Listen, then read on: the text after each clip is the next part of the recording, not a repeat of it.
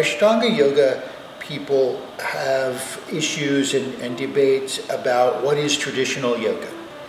And in the beginning, most of us, all of us, thought that doing primary series in that particular order and in that way was traditional yoga, and that we were part of a yoga tradition by virtue of doing postures in that sequence and in that method, in vinyasa method, and not missing one breath, etc.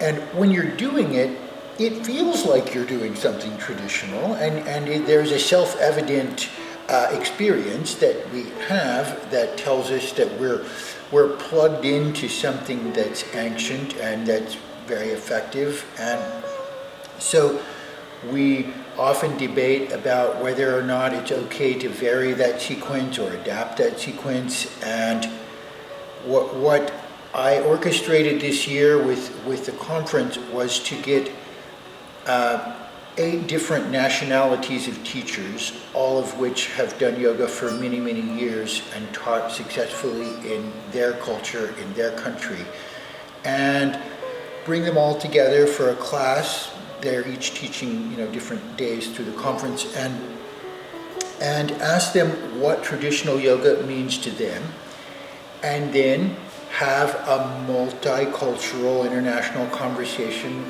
about their class and their view, and also consult the senior Sanskrit scholars of Mysore.